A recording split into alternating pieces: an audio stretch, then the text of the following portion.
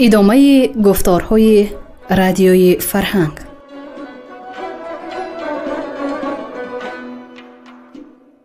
شنونده های عزیز، به توجه شما خوانش بدیعی از روی داستان‌های گرشاسب‌نامه اسدی طوسی در قرائت هنرپیشه شاه مراد ایوبوف.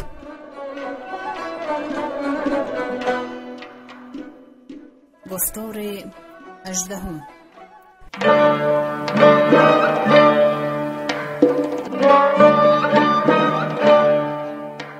نشستن گرشاسب بر تخت کابل. به ایوان کابل شه آورد روی، بیامد نشست از بری تخت اوی. ز زر کاخ و گنجش تهی کرد پاک، برآورد پوشیده ها از مغاک. گوهر یافت چندان ز هر گونه ساز، که گر بشمری عمر باید دراز. چه بر پیل و اشتر چه بر گاو و میش، به اسرت فرستاد از اندازه بیش. یکی کاروان بود هم از سیم و زر، به کابل سر زو به زابل دیگر. از آن پس به تخت مهی برنشست، به شادی به نخچیر و می برد دست.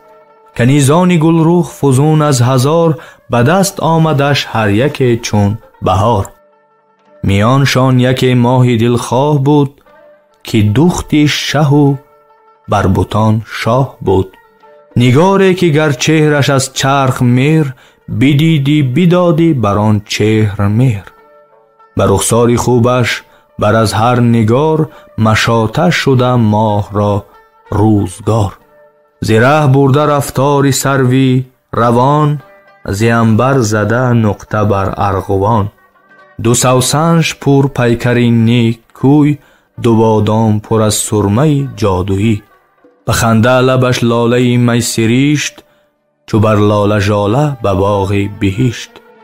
هزارش گره سنبولی پرشکن، به هم بر زره ساز و چنبر فکن.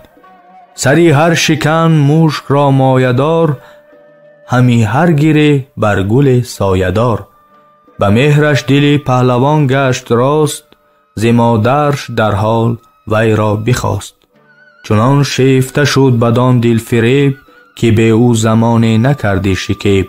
ز نخچیر چون باز پرداختی، همه بزم با ماه روخ ساختی. کنیزک همه تشنه خون اوی، به درد پدر زو شده کینه جوی. چنان ساخت با مادران شوم بر، که بکشد جهان پهلوان را به زهر. هویدا همه بود خاموش و نرم، همه کرد باز از نهان داغ گرم. بگاهی که آمد ز نخچیر باز، جهان پهلوان دیده رنجی دراز. به هم دختر و مادری زیشت رای، ستادند پیشش پرستش نمای. گرفته پری چهره جامی بلور، پر از لعل می چون درفشنده هور. درافکند پنهان همه زهر ناب، همه گفت دیدی همه رنج و تاب. چون نخچیر کردی کنون سور کن، به می ماندگی از تنت دور کن. جهان پهلوان کرد ز می نگاه، همه جام می دید گشته سیاه. به یاد آمدش گفته برهمن، گرفتش بخور گفت بر یاد من. تو گلناری دختر چو دینار شد، دو جزعش ز لول و صدف وار شد. به ناکام از او بیستد و هم بجای، بخورد و بیفتاد بی جان ز جای. دل مادر از درد شد ناتوان، بجوشید به خشم دل پهلوان. به خنجر تنی هر دو را پاره کرد، سرانشان ز تن کند و برباره کرد. هر آنکو نترسد ز دستان زن، از او در جهان رای دانش مزن. زنی نیک در خانه ناز است و گنج، زنی بد چو دیو است و مار شکنج. ز دستان زن هر کی ناترس کار، روان با خیرد نیستش سازگار. زنان چون درختند سبز آشکار، ولیک از نهان زهر دارند بار. هنرشان همین است کاندر گوهر، بگاهی زهی مردم آرند بر. چو بردخت از آن هر دو زن پهلوان، یکی را گزید از میان گوان. مرو را به کابل به شاهی نشاند، به زاول شد و یک ماه آنجا بماند. اسیران که بگرفت در کارزار، فرستاد ز سیستان 30,000 که سوگند بودش به یزدان پاک که آنجا به خونشان کند گل ز خاک. پند دادن اسرت گرشاسپ را.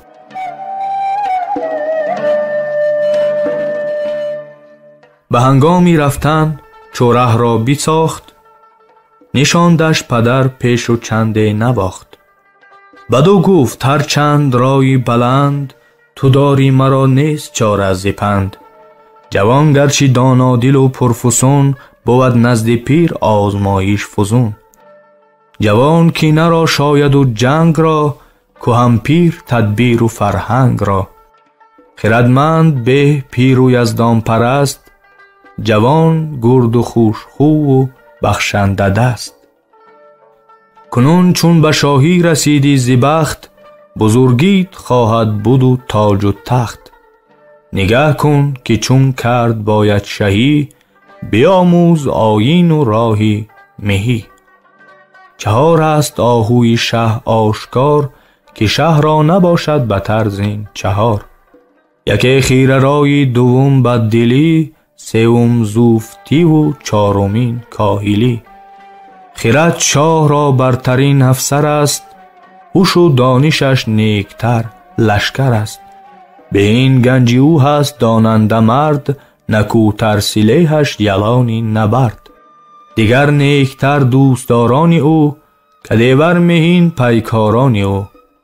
شاهان به که هر دانش و دست رست، همزو گیرند او نگیرد ز کس.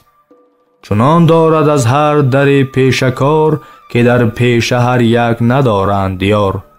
دل شاه ایمین بر آن کس نکوست، که در هر بد و نیک انبازی اوست. شه از داد و بخشش بود نیک بخت، که را بخشش و داد نیکوست بخت. تو شاهی که شاهی کنی راد باش، به هر کار با دانش و داد باش.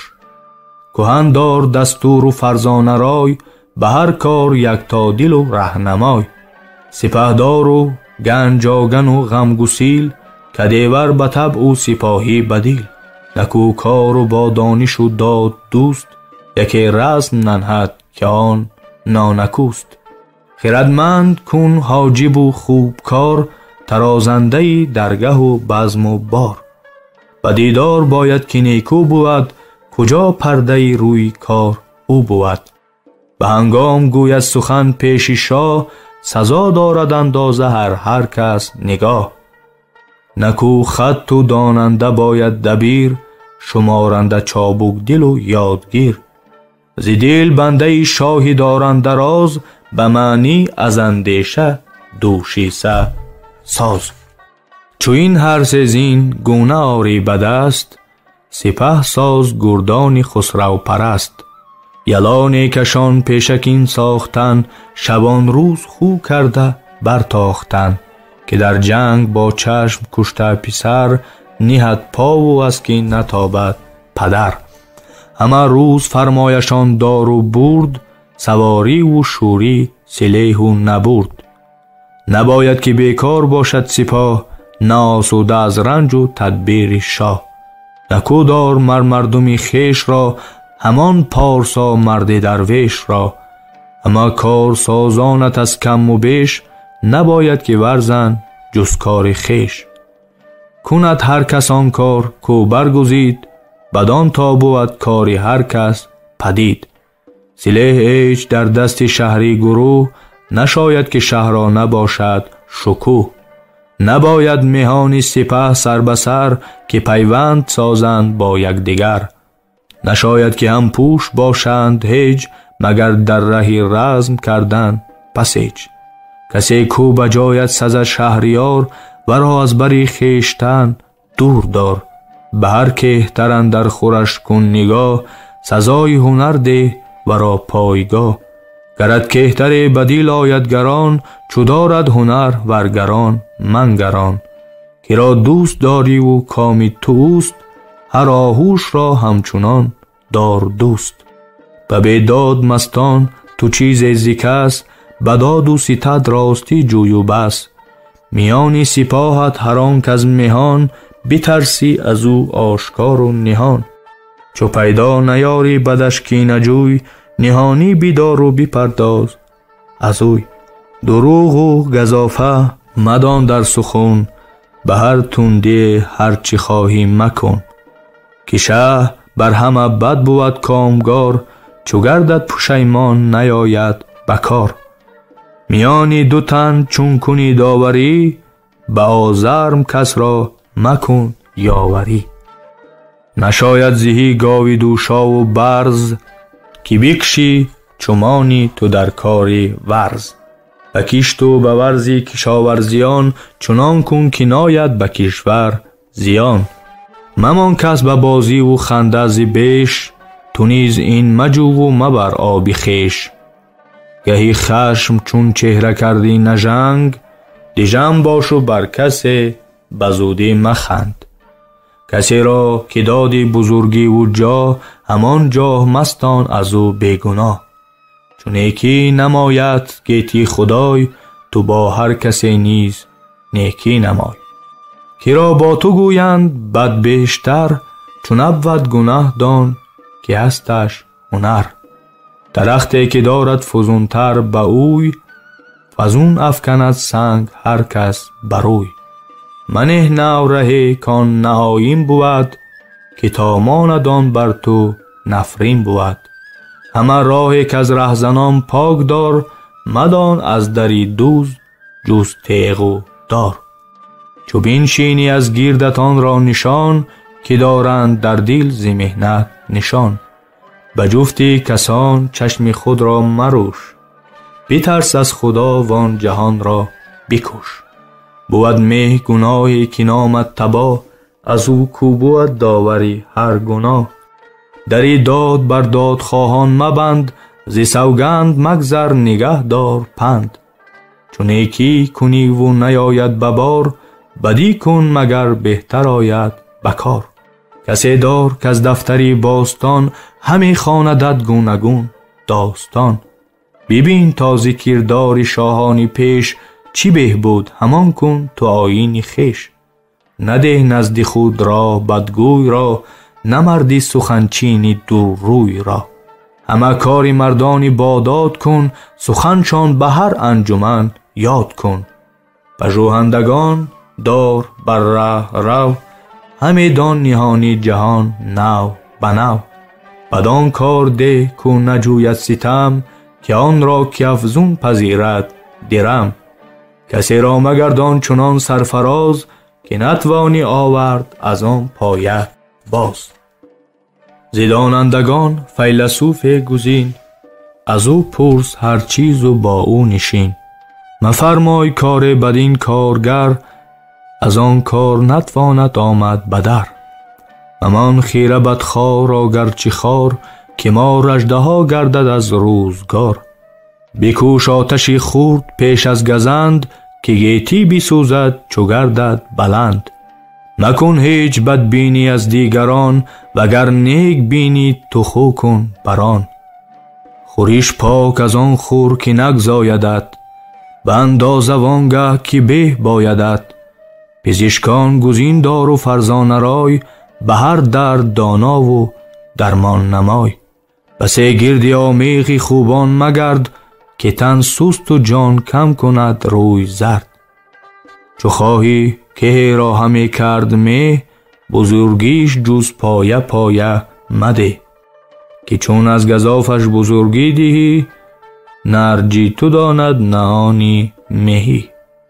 چنان کن که همواره بر تخت خیش، اگر تیغ اگر گورز باشد پیش. گهی بار مغزار و مگمار کس، به شمشیر از افزاری سر یا ز پس. به کس راز مگشای در هر پسیج، بداندیش را خار مشمار هیچ. که را ترس و بیم کنی گوناگون، به سوگند کن تا بترسد فزون. چو با موبدان رای خواهی زدن، به همشان مخوان جز جدا تن به تن. زهر یک شنو پس مهین برگزین، چنان که نه آنگاه از آن از این.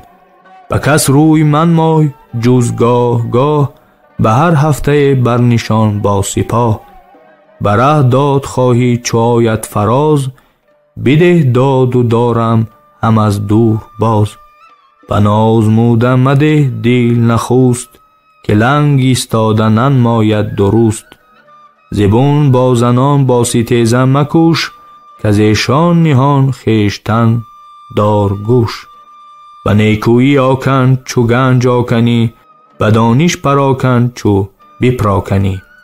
از آن کش روان با خیرت بود جفت، کسی با دست زیرادی نگفت. به نامه درشتی فراوان مگوی، که تنگی دل شاه دانند از اوی. فرستادگان را مخوان زود پیش، بجوی از نهان پس بخوان نزد خویش. به اندازه کن با همه گفت و گوی، بدیشان به گفتار پیشی مجوی. که گر بشکنی نان نباشد نام، وگر بشکنندت شود کار خام. فرستی گوسی ساز دانش پذیر، نهان بین و پاسیخ ده و یاد گیر. کسی که از نهانت ناگه که چیست، وگر آگه آید بجوز با تو زیست. نه دورویه باید نه پیکار جوی، نه می دوست از دل نه بیکار پوی. چو دیر آیدت پاسخی نامه باز، بدان افتاده از کار دراز. به هر جای به دور و گوهر مگرد، نه به اسب نیکی سلیح و نبرد. چو پیدا شود دشمن کی نجوی، نهان هر زمان پرس از کار اوی. که با او نشاید نبرد آزموند، به چیزی فراوانش بفریب زود. سپه را چو دادی به چیز بسیج، روانشان به زودی و مفزای هیچ. چون این دان که در دادن زر و سیم، ندانند که از دشمنت هست بیم. بدان سازها جوی هر روز جنگ، که دشمنت را چاره ناید به چنگ. پراکنده فرمای شب جای خواب، مخور هیچ به جاش نگیر آب.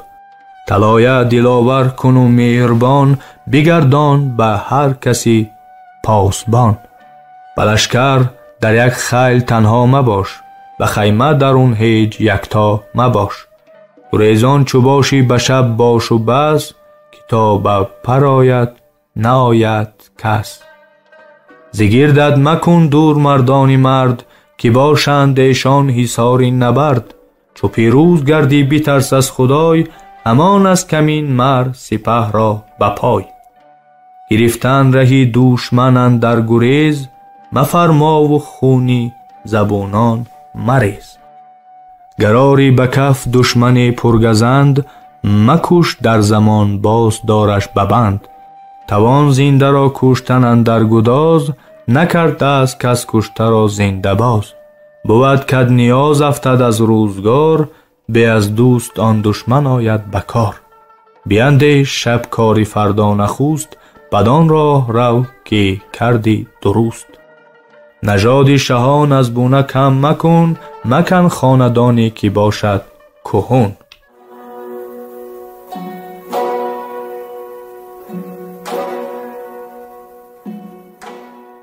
رفتن گرشاسپ به ساختن سیستان و اتمام آن.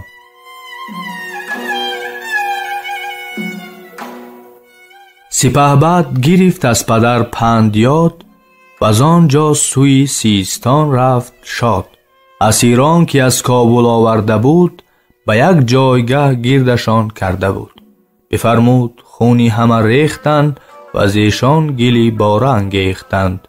یکی نیمه بود کرده دیوار شهر، دیگر نیمه کردن از آن گل دو بحر. از آن خون بریگ اندرون خواست مار، کی را آن گزیدی بکردی فگار. چو از شهر پردخته باره بساخت، برو 5 در آهنین برنشاخت. چو باد آمدی ریگ برداشتی، همه شهر و برزن بینباشتی. چنان کن برهمن ورا داد پند، که از اون چوب و از خاره ورغی ببند. یله کرد از آن سو که بود آب مرغ، ببست از سوی دامنی ریگ ورغ. ز یک سوش بود ریگ 10 جا فرح، دیگر سوش دریا که خوانی زره. میانش در باد را برکشاد، از آن پس نبود بیمش از ریگ و باد. بود از توس و کرمان فراوان گروه، بلشکر در از پیکاری ستوه. ز تاراج کابل زنان داشتند، اخالیگریشان همی داشتند. همه روز مردان ایشان دوبر، و مزدورکاری بودندی به شهر. چو گشتندی از کار پرداخته، بودندی زنان دیگ ها ساخته. خورش ها یک روز بفروختند، دیگر باره باز آتش افروختند. و مردان سپردند یک سردرم، همین پیشه کردند مردان به هم. به بازار خالیگری ساختند، شتالند با کعبتین باختند. همه کاریشان بود است از نخوست، همان از بلای زنان کاری سوست. بدان در که از این کار جستند نام، از آن افتاد است نامش تام. به فر سپهدار فرخنده فال، شدان شهر پردخته در 7 سال. ز هر گونه مردم ز میراسیان، ز مهترشناسان و بازاریان. ز هر شهر و کشور بدو داد روی، شدان شهر با زیب و با رنگ و بوی. تو گفتی بهشتی بر این سیستان، یکی نیست از خرمی سیست آن. از او نیز برخاست مردان مرد، که بود هر یکی لشکر در نبرد. از آن پس به شاهی سپهدار گرد، نشست و به داد و دهش دست برد. فراوان برآمد بر او سالیان، هواشان چی بود یافت هر سالیان. چنان پیلتن شد که از گام 5، نبردش فزون هیچ اسب برنج. نشستش همه بود بر ژنده پیل، همش پیل با رنج بردی 2 میل. چون این آمد آن گنبدی تیز بوی، بگردد همه چیز از گشتی اوی. یکی جامه دارد جهان سال و ماه، برونش سپید و درونش سیاه. بگرداند این جامه هرگه برون، بدان تا بگردیم ما گونه گون. تو ای خفته از خواب بیدار گرد، که شد پاک عمرت به خواب و به فرد. به خانه درون خواب و در گور خواب، به بیداریت پس کی آید شتاب. کنی خانه تا زندگی سال و ماه، دروغ بس کیت باشد آرام گاه. تو خوش خفته و مرگ برخاسته، شبی خوند را لشکر آراسته. و دیگر جهان دار از این جای گوش، چو کوشیدی این را مران را بکوش. از ایدر بخواهی شدن بیگمان، که این جات خانه است و آن جات مان. شود زنده این جهان مرده زود، بدان جا توان جاویدان زنده بود.